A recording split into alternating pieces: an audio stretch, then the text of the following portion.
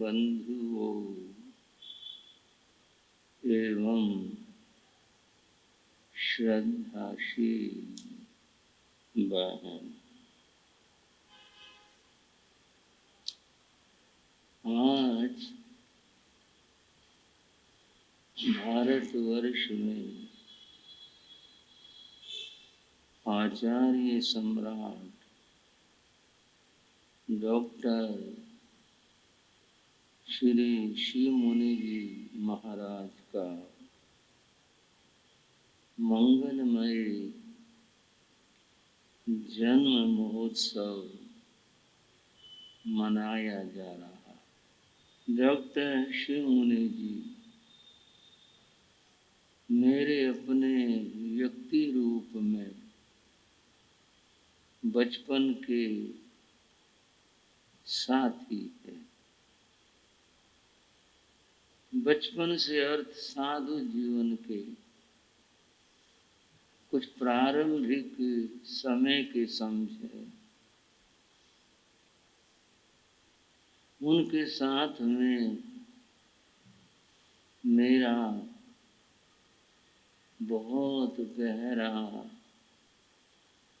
और आत्मीय संबंध रहा।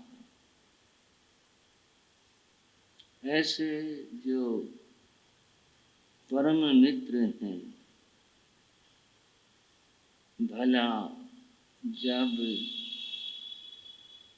सारा देश, सारा समाज उनका जन्म महोत्सव मना रहा हो, तो ऐसे अवसर के ऊपर मैं चुप रह पाऊं, मौन रह पाऊं, कुछ बनता नहीं। भाव तो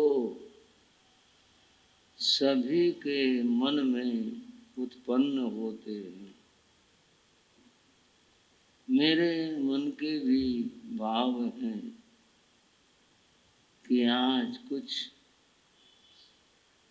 श्री संघ के, श्रमण संघ के हमारे आचार्य सम्राट और मेरे प्रिय साथी, उनके बारे में कुछ कहा जाए। बंधुओं, यूं तो आप उनके जीवन से स्वयं परिचित हैं, क्योंकि श्री संघ के आचार्य हैं और आचार्य से परिचित न होना कैसे संभव। फिर भी कुछ उनके बारे में बात करें। उनके जीवन, उनके व्यक्तित्व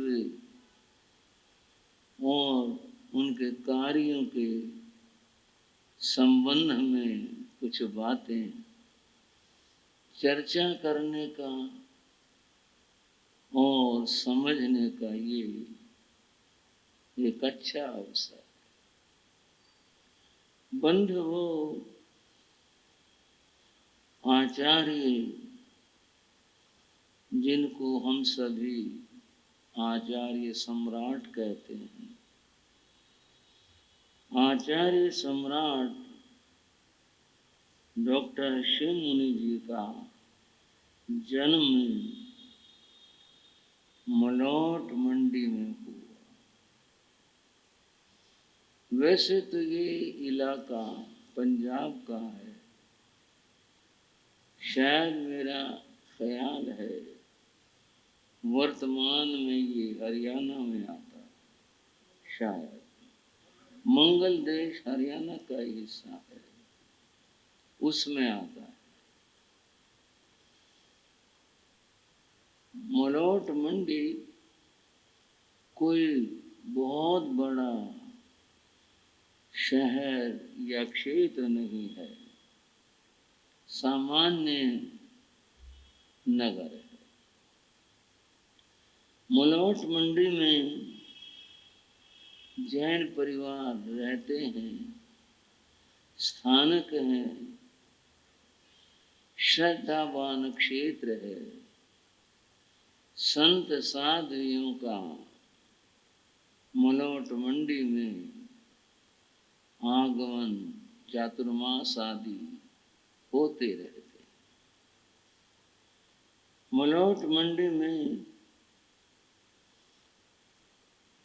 एक श्रावक, श्रद्धाशील श्रावक श्री चिरंजी लाल जैन रहा करते। उनकी धर्म पत्नी का नाम विद्या देवी था। उनके यहाँ पर डॉक्टर शिव मुनि जी ने जन्म लिया 18 सितंबर सन 1942 में। तो उस क्रम से वे 83 वर्ष के हुए और अब 84वां उनका जन्म महोत्सव मनाया जा रहा है। खुशी की बात है, प्रसन्नता की बात है। सबसे पहले हम संत भी, आप श्रावक श्राविकाएं सभी उनको बधाई देते हैं, उनके लिए मंगल कामना करते हैं, वे स्वस्थ रहें और शतायु हों, श्री संघ के ऊपर उनका वरद हस्त रहे, ऐसे हम कामना करते हैं। डॉक्टर शिव मुनि जी का जन्म इस परिवार में हुआ। उनके भाई बहन आदि सब तरह से भरा पूरा परिवार है। बंधुओं, व्यक्ति के जीवन में जब विकास शुरू होता है तो देह विकास के साथ उसका बौद्धिक विकास, उसके ज्ञान का विकास, ये भी होता है। और ये होता है शिक्षा के द्वारा। सभी माता पिता अपने बच्चों को शिक्षा दिलाते हैं, देते हैं, पढ़ाते हैं, जिससे कि वो योग्य बन जाए। आचार्य चाणक्य ने कहा, लालयेत पंचवर्षाणि, बच्चे को 5 साल तक लाड करना चाहिए। जितना हो सके उसको प्यार दो, लाड करो, अधिक से अधिक। लालयेत पंचवर्षाणि 10 वर्षाणि ताडयेत, और 10 वर्षों तक फिर उसको ताड़ना, कहना, समझाना, ये करना चाहिए। 15 साल की उम्र होगी। प्राक्तेतु षोडशे वर्षे, और जब बच्चा 16 साल का हो जाए, पुत्र मित्रवत समाचरेत, उसके साथ में फिर जब युवा हो गया तो मित्र जैसा व्यवहार करो। फिर जो डांट डपट कहना सुनना था वो नहीं। फिर तो उसे कहो, भाई ये काम है, देखो तुम्हारी क्या इच्छा है, तुम्हारी क्या मर्जी है, ये करे ना करें, तुम्हारी क्या भावना है। मित्र से पूछा जाता है, आदेश नहीं दिया जाता। तो 16 साल का बच्चा जब हो जाए तो फिर उसके साथ मित्र जैसा व्यवहार करो। हरियाणा में तो कुछ और भी कहते हैं, यूं कहते हैं, बाप का खोसड़ा बेटे के पाँव में आ जाए तो फिर उसे धमकाना नहीं चाहिए।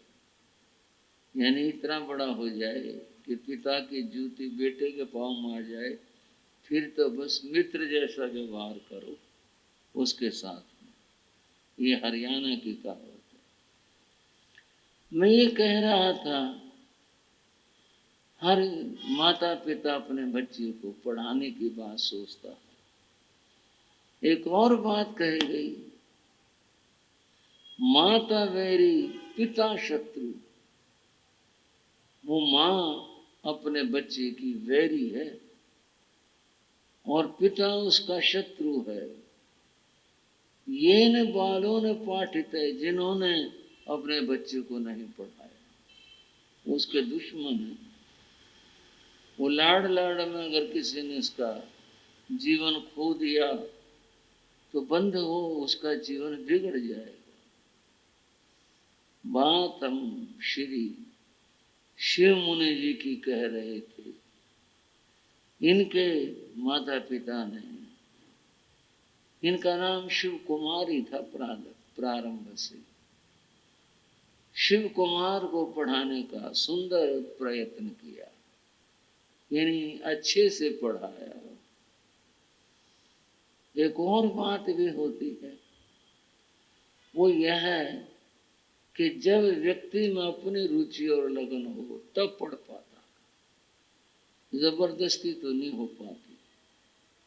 अपने व्यक्ति में प्रतिभा हो तभी बात बन पाती है।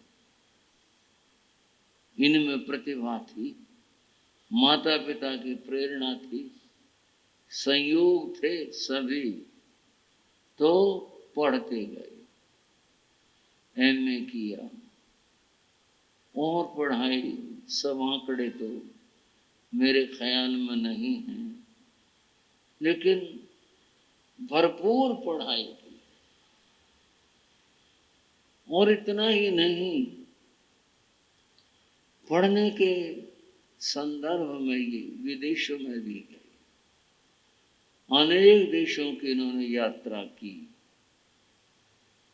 जब आप कहीं जाते हैं तो अनुभव इकट्ठे होते हैं। कल्पना करें कि व्यक्ति शिमला गया, घूम कर आया, अनुभव इकट्ठे होते हैं, शिमला कैसा है। फिर भावनाएं भी बनती हैं, यहां अगर हम रहें काम करें तो कैसा रहे। विदेशों में भी लोग जाते हैं, इन्हीं भाव और विचारों को लेकर जाते हैं, चलो चलते हैं, विदेश घूम कर आते हैं। शिव कुमार अनेक देशों में गए, देख कर आए। आप कहेंगे सैर सपाटे, ये तो स्वाभाविक है, सैर सपाटे सब देखा भाला, पर मामला कुछ और भी था। और यह था, जैसे कांच के गिलास के ऊपर या कांच की वस्तु के ऊपर पानी ठहरता नहीं है, पानी का छींटा लगा फिसल गया, पानी लगा फिसल गया। कुछ लोगों के मन ऐसे होते हैं जिनको बाहर का वातावरण चिमट नहीं पाता, देखा सब लेकिन लगा नहीं। उसका कारण था कि परिवार में, घर में धर्म के संस्कार थे। इनका परिवार एक धार्मिक परिवार था, अभी भी जो है धार्मिक परिवार के लोग। इस परिवार के ऊपर संतों का बड़ा अच्छा प्रभाव था। और बंधुओं, आचार्य सम्राट श्री आत्माराम जी महाराज, जो श्रमण संघ के प्रथम आचार्य हुए, उनके शिष्य जो महान विद्वान थे, पंडित रतन श्री ज्ञान मुनि जी महाराज, उनका इस परिवार पर अच्छा प्रभाव था। मैं जब कुछ बातें करता हूँ तो बहुत सारी बातें गुरुओं से जो सुनी जानी स्मृतियों में आ जाती, कभी कभी हंसी भी आ जाती है। श्री ज्ञान मुनि जी से हमारा भी मिलना हुआ। बहुत अच्छे संत थे, प्रिय संत थे, हास्य प्रधान थे, मजाक करते रहते थे कुछ न कुछ। मेरे गुरु जी को वो अपना छोटा भाई कहा करते, और मैंने देखा हमेशा भाई साहब कह के बोला करते।